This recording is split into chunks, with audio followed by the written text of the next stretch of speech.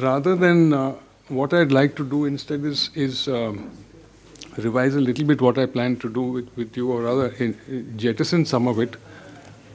Some of what Abhishek mentioned was talking about the cultural institutions that I have been witness to in East Asia, Southeast Asia, and so on. I don't think I'd like to talk about that right now, because what I would like to discuss with you is what I would call the attempts, experiments, and partial successes of trying to make sense of the implementation of IKS in what are and should continue to be their natural settings. And this, I think, what I decided was I'll talk to you about 3 cases. These are 3 cases on the ground, one in Kerala, one in Goa, and one in Tamil Nadu, southern Tamil Nadu, near Coimbatore. And these relate to various kinds of cultural and living heritage, and attempts by local organizations to be able to support them, encourage them, where they failed, why they failed, where they succeeded and why they succeeded, and what the future lies. And I think, if you don't mind, Abhishek, if I can follow this, what I just described, because it might be of better use in the remaining time than my talking about, what happens in Thailand and Japan and South Korea and so on. So if you don't mind, that's what I'd like to do here. I'll start off with Kerala. This is Central Travancore region, now called Pathanamthitta district. And this relates to a village on the banks of the river Pamba. And Pamba, as you know, is the one which flows down from Sabarimala. And this is a remarkable village in many ways. I mean, in Kerala, arguably, many of the villages in similar settings are just as remarkable. But this is remarkable for a reason that has to do very much with a unique ritual. And that is the ritual of what is commonly called the snake boats, although that's a total misnomer of a term. They are in Malayalam, they are called Paliyodam, which means literally it means holy boat. And the ritual has to do with the annual procession of 52 of these boats from 52 villages in the basin of the Pamba to the mandir of Parthasarthi, which is in Aranmula. It's an ancient mandir. And the reason that I was fortunate enough to be able to become a part of this was because almost 9 years ago, a heritage trust was set up in the village.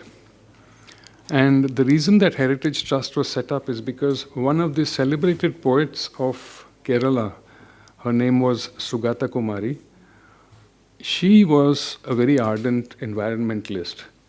And she and a few others in the village got to know of what are called development plans that were coming into the village precinct, into the panchayat territories, and which would affect not only the river, but the wetlands surrounding the river, the rice paddy, the orchards, and also, more importantly, the temple precinct itself, especially the mast of the temple, the mast of the mandir.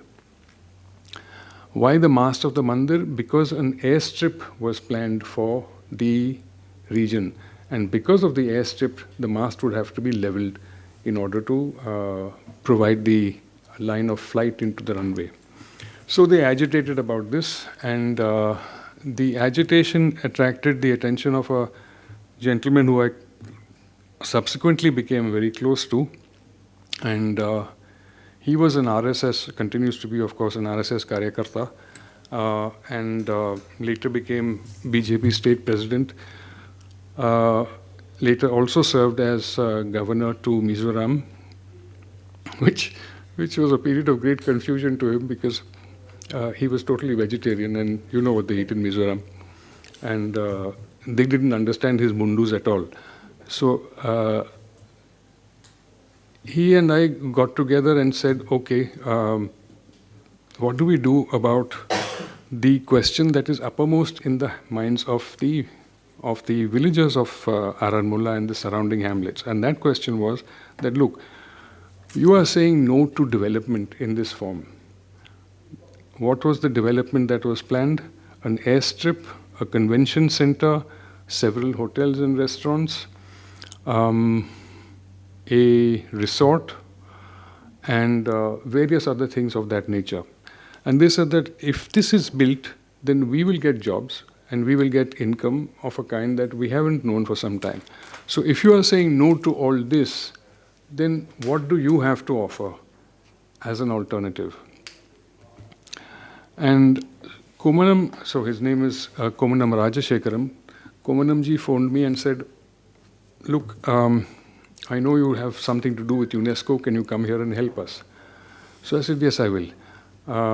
And I went there and I said, what do you have in the Aranmula precinct other than the Paliyodam? And it turned out also to be the village in Kerala where the famous metal mirror, the Kannadi, is also produced. And not only that, they have a variety of other crafts, of visual crafts, performance crafts. By performance crafts is meant, for example, masks and fans for performances such as Patayani, which is the visual depiction of folklore. They also have a weaving technique there, a very simple weaving technique, but a weaving technique nonetheless. But to me, the central figure or the central object is really the boat, and you know the length and the size of those boats. And for the annual regatta of those boats to be performable, the river has to be kept clean and the river has to be dredged. The main channel of the river has to be dredged. And in traditional times, of course, the channel was not dredged using a dredger as is done today, which means how was it dredged? So looking at all these various cultural and heritage elements, it occurred to us that, in fact, here is the answer.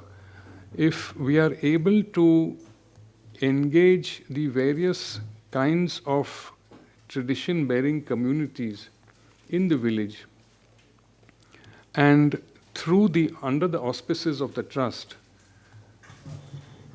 give them a direction of where the earning capacity and livelihood capacities lie, then we can encourage and save the continuation of the traditions. And we can also, because the trust had also set up a school in which a Gurukulam was planned, then we can also ensure the transmission. And this they thought was in fact a sustainable, by sustainable I mean the financially sustainable and viable way forward. And as for me, I found it a very, very welcome on the ground association to have, because it was one of the cases that I then took into my UNESCO training. When I was asked by UNESCO, can you go to such and such country and make those people aware of what our convention is and how it works and why it should work this way on the subject of intangible cultural heritage, I could use this and various other kinds of cases that I'd gathered over the years, thanks to associations similarly, to show bureaucrats, so cultural bureaucrats or fine arts bureaucrats or administrators, what was possible if you approached it from the ground up. And if you carried out the kind of consultations, detailed consultations that were necessary. So these are used quite a bit in my own trainings elsewhere, whether it was in Thailand, Cambodia, Malaysia, and so on, in being able to sensitize those administrators, but not just administrators, also those representatives of cultural bodies, groups, philanthropies, funding organizations, and the crafts organizations and representatives of communities which continue to practice their traditional expressions. Why was this? Why was this so valuable to me? I'm talking about this as a feedback because of the shortcoming of the so-called international system, of which this particular agency at that time, which I was associated with, UNESCO, did not have. So, as you can imagine, and which I've said in some of the conversations from yesterday to today, separately, what the UN is very good at, and therefore what its agencies are very good at, is producing masses of documentation. So these are case documentations. These are what I would say process documentation. The UN as a system and its agencies as a system works through conventions, treaties, and international instruments. And each of these generates large numbers of meetings. Each of those meetings in turn generates huge numbers of documentation. And these then take on the nature of quasi-legal sort of instruments. So they are constantly referred to over and over again. Thereby, when that happens, what it does is that it underlines their importance with each iteration wherever they are then referred to in future. At such and such meeting in the year 2016, experts got together and said this.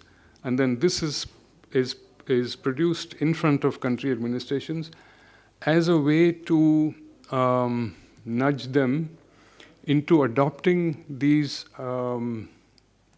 the protocols, but also the language and the methods into their own regulations and legislation. Now, I'll come back to that later.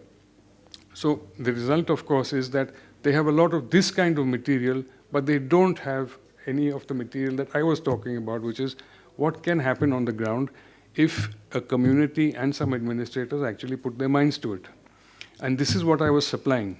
What I didn't know at the time was that what I was supplying was quite unwelcome in this whole circuit, because in a way it undermined the intention of the system to separate the methods from either the way it was seen and used, or the consequences of not seeing and using it.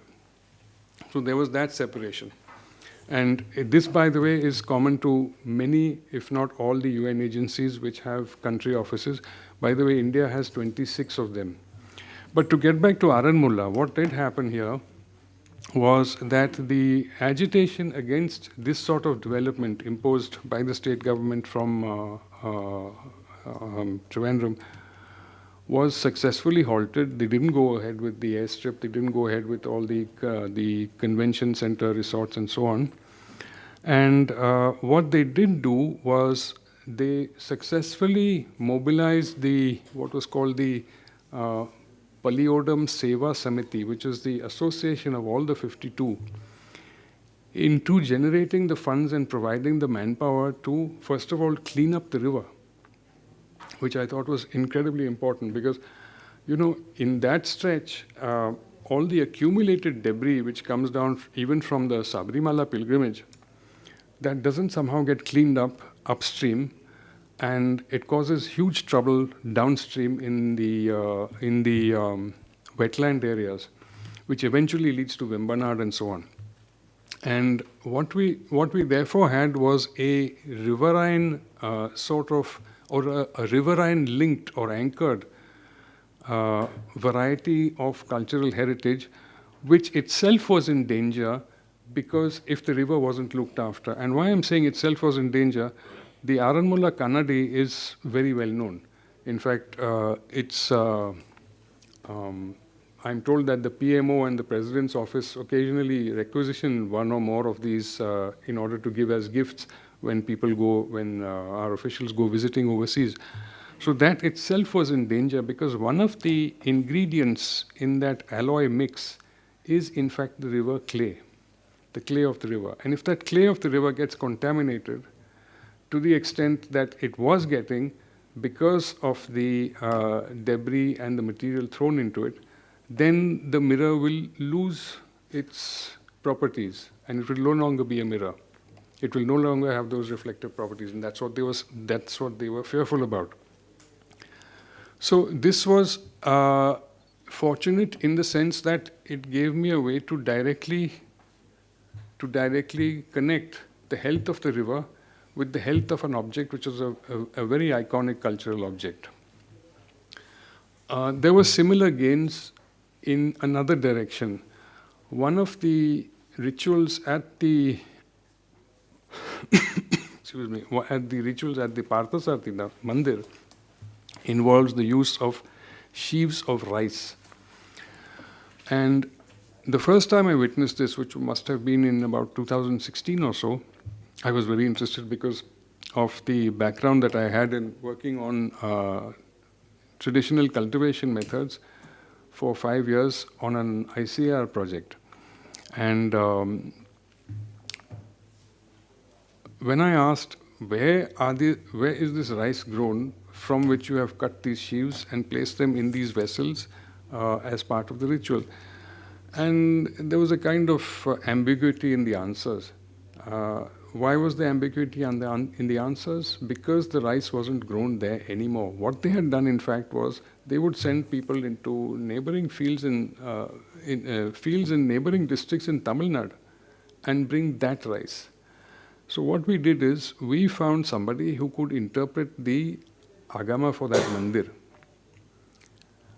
and we managed to convince the owners of the rice plots in the wetlands adjoining the river that, look, as far as this ritual is concerned, you are supposed to procure that rice from here. You can procure it only if you grow it here, but you're not growing it here. So why don't you grow it here so that the sanctity of your ritual is properly fulfilled? And after some thought, they did agree to this. And what we did have then is a revival of the rice in the village for this reason. Now, I'm telling you this in order to try and link to you. As you know, I have, I make no claims of having any kind of childhood or thereafter relation or understanding of Smriti, Shruti, Shastras. But to me, I think it was very intuitive that, look, if something is held as sacred, then the ingredients for what makes a sacred ritual should be treated with a great deal of respect and should be treated with utmost reverence itself, at least as much as the ritual, if not more. And I think this is something that doesn't really need a prior learning. As one of you said, the thoughts are in the air. And if you have darshan of them, then of course it is meant for you at that time to have the darshan. And this is something that I think we are missing in the understanding of what is living heritage and what we do with it if we follow only the Western models of explaining them. And by Western models, what I mean is what I said to you yesterday, which is those derived from the deliberations of a so-called international panel of experts. Because being international panels of experts, they will provide homogeneous ideas and explanations, which are either impossible to implement locally or impossible to translate into anything that makes sense locally.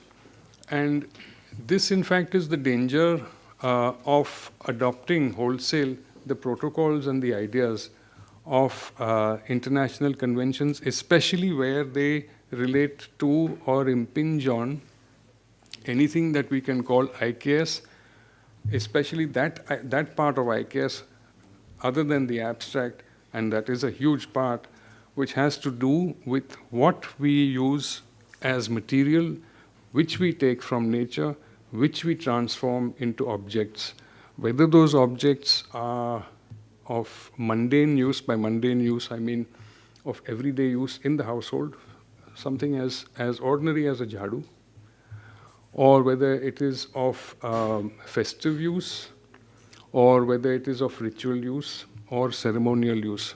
But these, in fact, are objects which are transformed from the raw materials that nature makes available.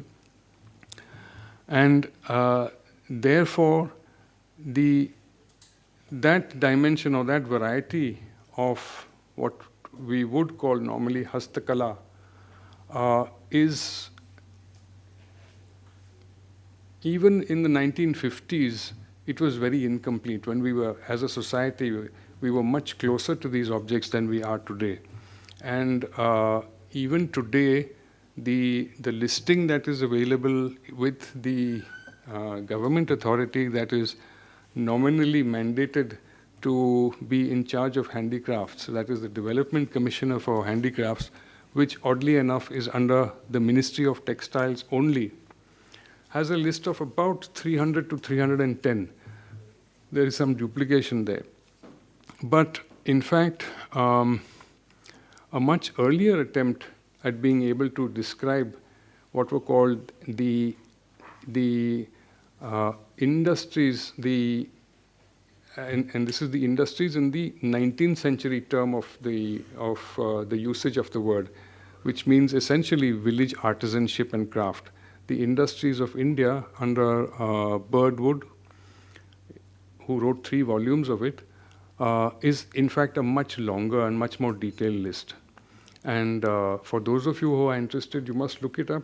Birdwood, the name is, and you will find, as was common with a lot of the British administrators who had that bent of mind of understanding the districts, the populations, and the activities of the populations, the descriptive capacities that they brought to bear on their writings is something that I don't recall really seeing in our own homegrown administrators ever since, which is a sad thing. I think they could have learned something from that cadre. But what I was saying is that the possible lists of crafts, if one wants to go down that route of making lists of crafts, each of those or groups of those relating to a particular stream or substream of material knowledge systems, which we would call Indian knowledge systems, is enormous. Whether it is metal craft or whether it is cane and bamboo, whether it's the grasses, there's an enormous variety of grasses stretching right from the Madhya Maharashtra all the way until, in fact, the western bank of the Hooghly, which are used for a variety of goods, whether it's tapestry or bags or sacking and so on. Jute is included in them. The wooden crafts, the inlay work, and so on. Textiles itself is an enormous dimension there. So what we see is an incredible sophistication of the understanding of what nature has presented and its transformation through, I would say, an appreciation of the combinations of the Pancha Mahabhuta. And this is something that I think is fundamental to what we call IKS. I do realize that in the way that the present association is set up, by which I mean the association, the loose association of IKS centers and practitioners and so on, there is no working definition. And in fact, I have generally advised that there should not be an attempt at having a working definition for all the reasons that you've been hearing for the last 2 days. But nevertheless, I think there should be an inclusion of our material crafts in this, not because there are objects which you can see, touch, use, and wear, but because those objects come out of a certain consideration of the material world and universe that we have been presented and we are part of. And that consideration, to me, is in a way the living essence of IKS, even though it does not have any of the formal associations that we are giving IKS in gatherings such as this. And I'm saying that is important because if you are able to communicate this association at that level, especially to the craftspeople, the karigars, who still number today in India, still number in the millions, you will continue to give them a sense of the value that resides in their work.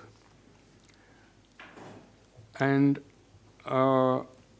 this is something that I attempted in a small way to do because of my dual association with UNESCO and groups like what I described to you in Aranmulla.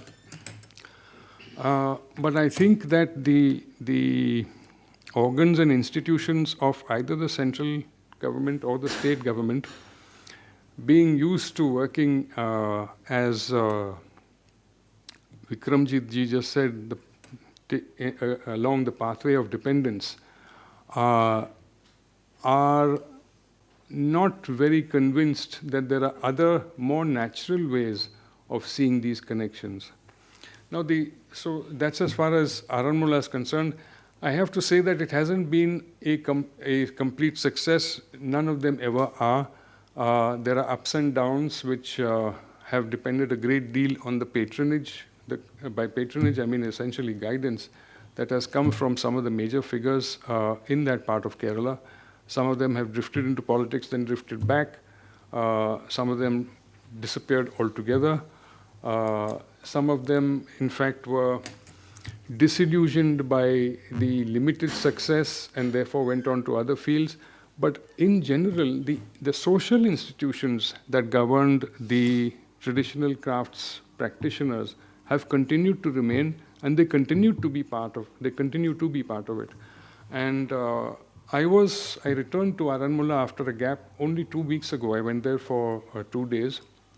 And I was happy to see that, in fact, the revival, if we can call it that, still continues.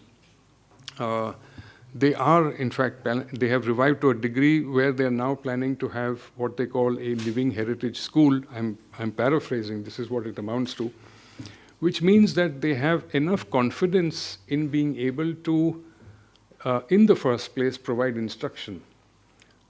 And I think that's important because, as you know, you need first both committed instructors as well as a pool of students or apprentices. And I think if they are confident that they can guarantee both, then that means that we have in place a demonstrable method of showing how any case under the IKS rubric can in fact be assured of some continuity in the short to medium term. So overall, I'd say better than 50-50. I'd like to go to my home state of Goa, where I'd like to describe to you a particular system which in fact I wanted to briefly mention when Vikramjit ji was talking about codification. So the system has to do with what in Goa are called khazans. And khazans is really the intertidal region in the estuaries of the rivers, of the major rivers. And as you know, the tidal effect, depending on the breadth and the depth of the channel, goes up to, in some cases, up to more than 20 kilometers. So what that means is that the intertidal flats along the river banks, those are used as cultivation beds. And for them to be used as cultivation beds, they therefore have to be protected with bunds. Those bunds are made of stone.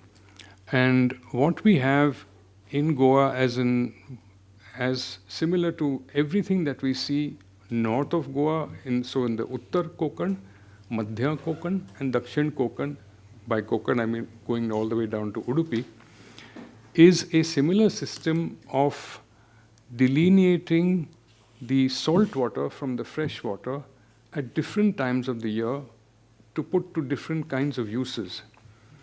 In Goa, what we have are sluice gates which regulate the flow of water.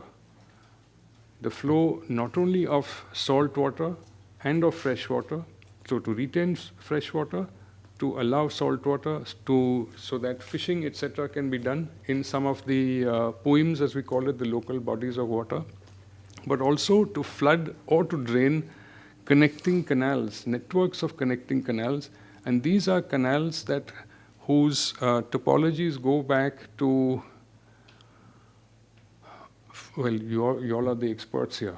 When was the Sahyadri Khand of the Skanda Purana written? Does anybody know? It goes back to that period, whatever that period was. So you can imagine its antiquity.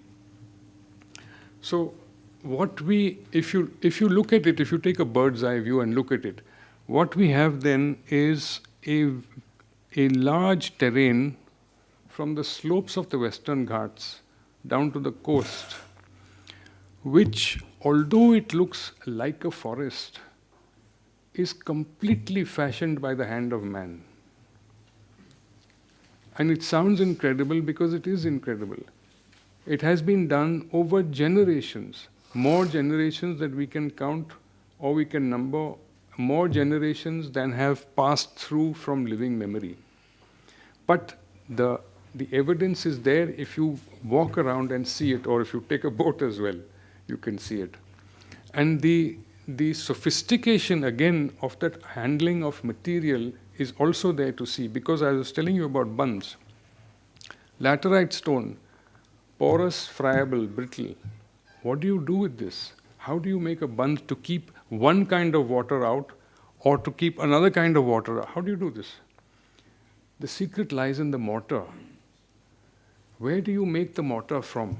So, you have seen mangroves. Now, what lives in mangroves? Crabs. Those are crabs they give them various names wherever mangroves are to be found, but those are crabs of a nature where they build their nests amongst the roots of the mangroves, and to build their nests, they excavate. And that excavation, which is a normal activity, daily activity for the crabs, is part of the ingredient of that mortar. So you've got one secret ingredient. But where do you put it and when do you apply it? And which side? For the salty side or the freshwater side?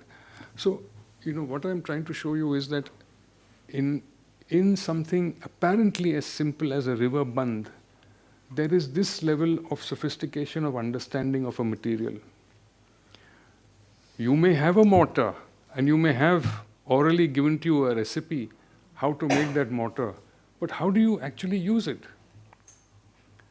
So, which are bound together, can resist shear forces on a slope. And why I'm saying that is because you have bunds as well on orchard slopes. When you terrace them, you bund them. You bund them for two reasons. One is so that water moves down in a way that you direct from one slope to the other, in one plantation crop to the other. But you also have a resistance to the onrush, or the great onrush of water from June to September, which is your monsoon, where you don't want your bunded walls to wash away. And that is a different kind of mortar. And why I'm telling you this again is for you to think about and understand the incredible insights that existed till, let's say, 2 or 3 generations ago, about material as simple as dust, earth, mud, local stone, local clays from the riverbank, from further down in the river, from ponds, from what animals dug up and left to us, from the residues of crop stalks, whether they were whole residues and left to dry, or whether you left them to dry and then burned them, or you burned them before they were dry. All of these had different properties. And these different properties were known and recorded mentally. How they were able to combine with different kinds of clay, what sort of the red mud, what ratio of red mud to be used, and when to apply it. And to me it was incredible because there was these are the simplest possible structures in any landscape. And yet the depth of thinking that had gone into how they should come together is something that I think we cannot surpass today with our modern pour concrete processes with those lorries going around and doing that. But to give you a bigger illustration of the Khazan ecosystem, as I call it, or as it has been actually called in so many ways. I mean, you gave us those terms of. That is why I asked you about the different conceptions of wealth.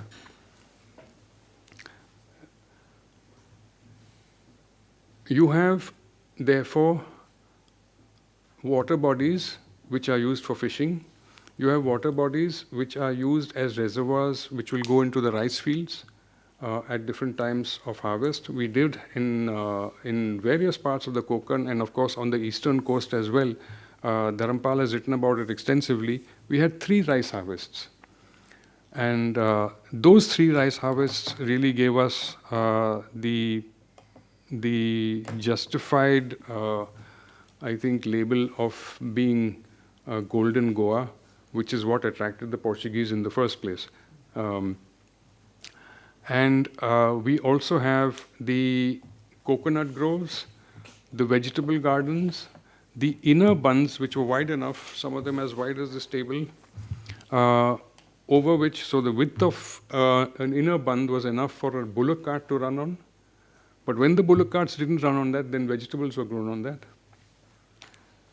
And then leading up to the hill slopes, where the fruit orchards and the larger vegetable orchards were then gathered and cultivated, and leading still further up to the pasture lands on the tops of the plateaus, which is where, as you said, what was the word, Shivaji?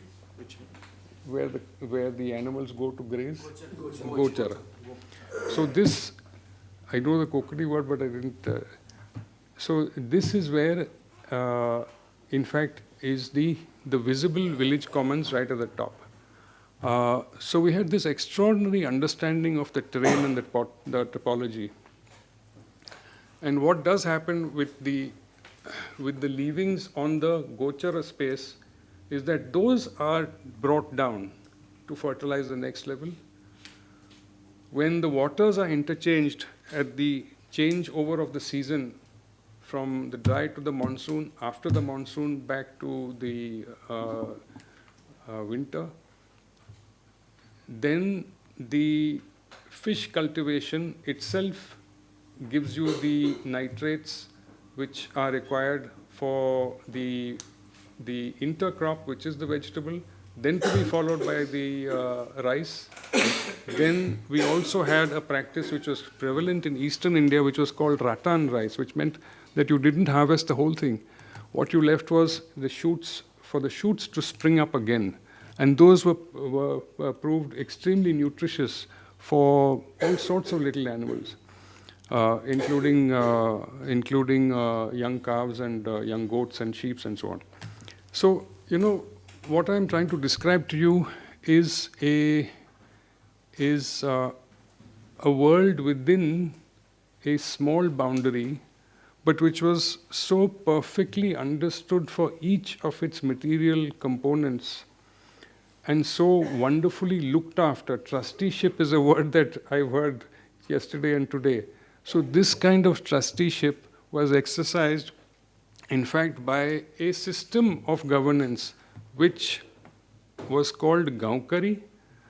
And Gaonkari existed as a local system of governance not only in many villages of the Konkan, in fact going up to the Dangs in Gujarat. So right from the edge of the Dangs, which was tribal, all the way down to Udupi and possibly Kasargod as well, which did have a lot of Konkan influence in it. When did it disappear? It hasn't disappeared yet. Oh, that's the point. Yeah, it hasn't disappeared yet. We have to ensure that it doesn't. And the point that I wanted to make, but to Vikramjit ji, was about codification. Around 1560, or between the decade of, or rather the decade of the 1560s, is when so 2 generations into the Portuguese colonial takeover of Goa, they brought the sort of administrative acumen with them enough to be able to understand the value of Gaukari, because that was what the takings depended on. And they decided wisely for them, they decided not to interfere with it. What they did decide to do was to codify it, which is what the point I wanted to make. And that codification then became what the Portuguese colonial administration called the Códigos das Comunidades. So, which means in Portuguese, the same thing in Spanish, the code of the community, or rather the codes of the community. And these ran into several hundred codes in the way that they understood it and in the way that they then recorded it. Now, unfortunately, what has happened is that because the age of the written code goes back to, let us say, the third quarter of the 16th century, that has become the default record of Gaukari thinking for the entire belt. So far as I have been able to ascertain through my erratic and spasmodic efforts at trying to locate records in any local language, because it's long passed out of memory, there doesn't seem to be an equivalent in either Devanagari Konkani or Marathi or Modi, which used to be a script that was also used in the Konkan. Nevertheless, I remain optimistic that one day there may somewhere be some moldering piece of document which is lying in some cupboard somewhere in some mutt, which nobody has bothered to open, and I hope we'll be able to open it one day and find this.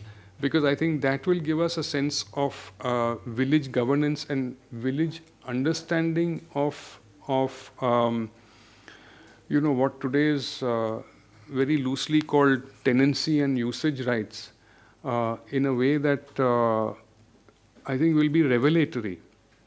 Because what we still have, even in the translation, so translation, retranslation, interpretation by then the modern colonial state, then retranslation of the interpretation by English, the English jurists, and then once again the simplification of that retranslation for modern India. So, we've lost a huge amount of fidelity in that whole process. But even so, what has remained is some of the injunctions against ownership. So ownership is prohibited, not possible. And this is, in fact,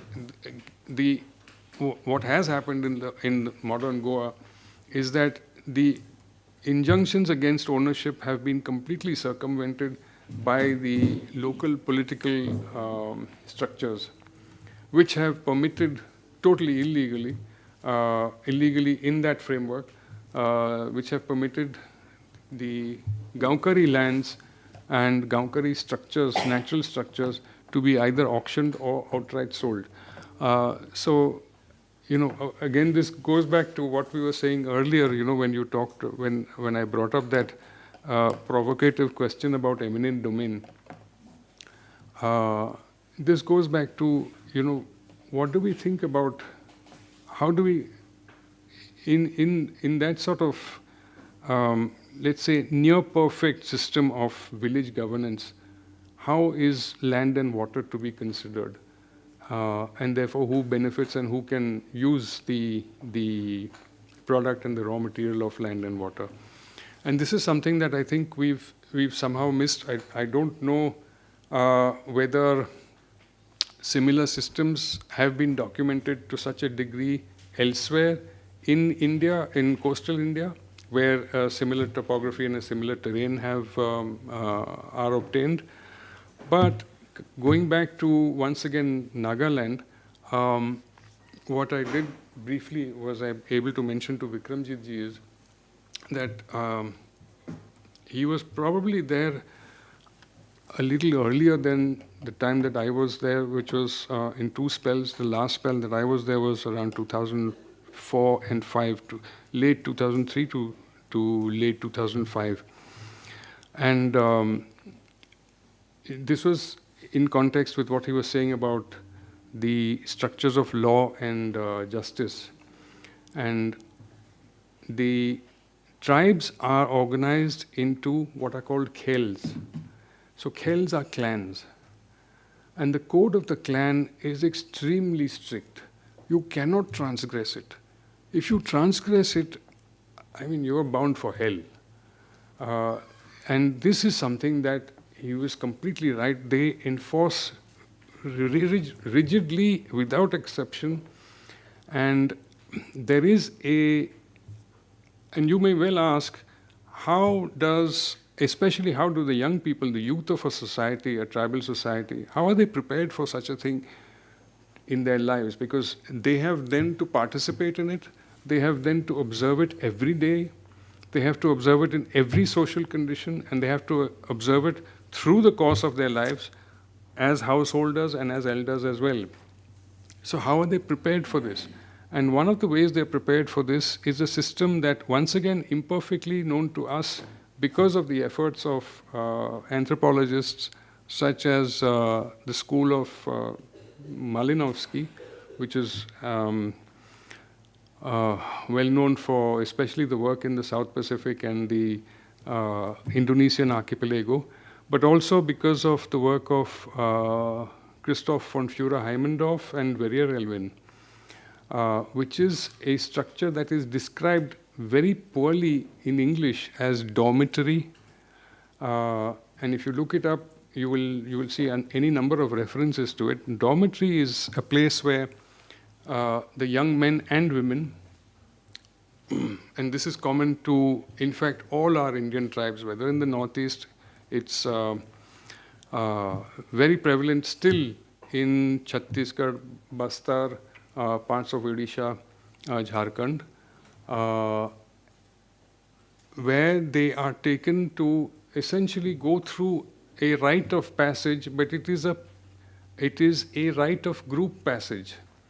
So they go through the transformation from boys to men, in short. And so far as I was able to understand it, and it was described to me, I thought that, the struggles that parents have and societies have in introducing the ideas of sexual emergence in their children, this was an extraordinarily sophisticated way of doing it. Because this explained things to the youngsters in a way that allowed them to experiment and express their feelings without any sense of shame, perversion, or anything like that. And if you look at this as having come out of what we call tribal society, and we use those words as a kind of, in somewhat of disparagement, then in fact we are completely wrong, because this is I think a moral class which, to my mind, so far as I was able to witness, does not have an equal even today. And what I found was remarkable about it was the complete absence of judgment, whatever the young person did or wanted to do. It was left to I think the gravitas of the institution of the dormitory, which in Naga is called morung, to be able to steer that young person back to what would then become an acceptable mode of behavior and conduct, according to, as I said before, the clan laws. So in a way, once the morung period was over for the young person, he or she became an accomplished member of the clan and therefore the tribe. And that is when the adherence to the clan laws and the clan rules of conduct then became much more amenable to him or her. So this is an aside really, but as far as Goa and the Khazans are concerned, the outlook unfortunately is less than 50-50, not as rosy as I mentioned from the previous case study, because once again of I think as as you had mentioned about the great rush towards accumulation of material and wealth at all costs. And I think this is something that, for me personally, is now a struggle because in the village context in which I am, because try as we might, we have found it difficult to break through the mindset of the youth, which is easy money, and any route to easy money is on the table. So again, perhaps Indic inventiveness. What we have done instead is we have formed a farmers producers society in our taluka, and with that we are bringing in, or rather re-bringing in, the indigenous rice seeds wherever we find them, and finding ways from the state government to be able to encourage the uptake of the sowing and cultivation of this rice. As with all state governments, there are 24 or 36 different kinds of schemes. And if we can interest the cultivators to go back to this, then we have a way of bringing in the rest of the cultural connections and saying that, look, you have taken this first step, the next is not that difficult, and if you do this, then our village and our panchayat and therefore our taluka will benefit. So that is very much a work in progress. I have nothing to report on that now. Perhaps in 2 years I shall. But that's as far as Goa is concerned. The third example that I wanted to give you is from southern Tamil Nadu, which is between Coimbatore and a district called Pollachi, where once again I have an old association with an Ayurveda center, which was connected with the very well-known Krishna Kumar Varyarji of AVP. And what that center did while building and slowly expanding a chikitsalai was to be able to integrate an Ayurvedic view of cultivation with the surrounding villages. And the starting point was to try and convince them that, look, please don't use chemical and synthetic fertilizer in your fields and orchards. And the reason I'm paraphrasing them, the reason we are asking you to do this is because since we are an Ayurvedic center and we are taking great care not to contaminate our water sources, we will ask that you don't do the same, because after all, the aquifers are all alike. We draw from it just as you draw from it. And because we are using some of the coconuts from your coconut groves in order to dry them, press them, and make the oils for our formulations, we ask that your coconut groves be free of these pesticides, etc. So that, once again, is I think, an experiment in being able to organically integrate an Ayurvedic view of purity together with a Krishi view of purity. Overall, I'd say that's certainly better than 50-50, because what did happen there is that the more indigent members of the surrounding villages who were in need of, directly in need of daily and weekly food, they were being fed through a regular daily program by the center. And that was certainly one way of gaining goodwill of a rural population, which was otherwise, I would have to say, appeared to be fairly indifferent to this sort of Ayurveda healing activity that was going on in their midst. The experiments continued as far as being able to ask small plot holders to then grow some of the 15 or 20 most common Ayurvedic herbs that are used in the kashayams, gulikas, and so on, which are produced on site. I think that perhaps would have as much value as what I described to you that we were trying to do in Aranmulla, in terms of linking the linking the traditional craft. I'm calling the growing of these herbs a traditional craft because it certainly requires an art of a pretty high order.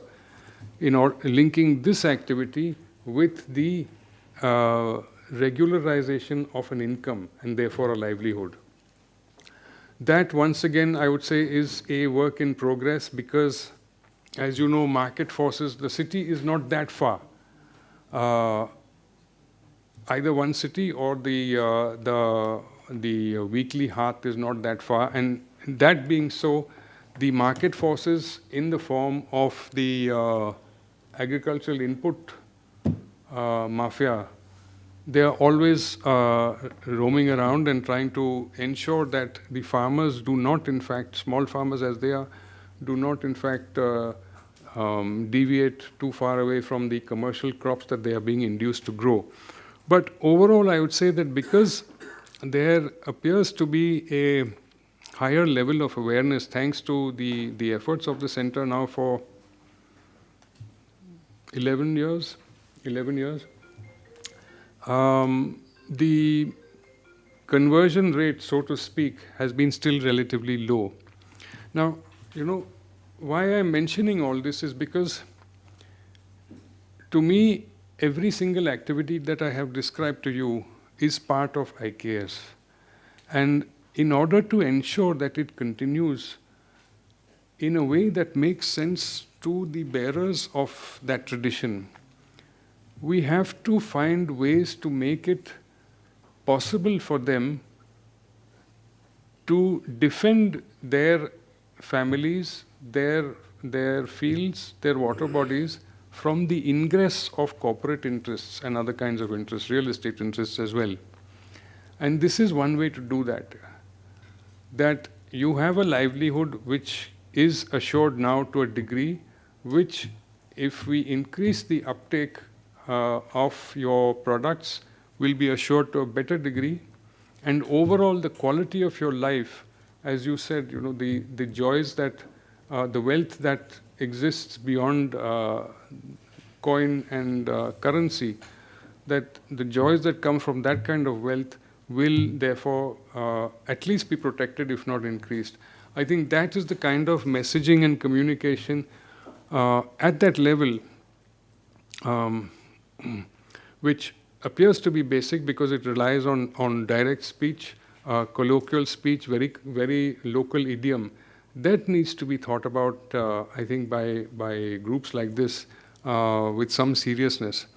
Because certainly, so far as I've seen, even very layman's attempts to do so from people like me through translation have had an impact.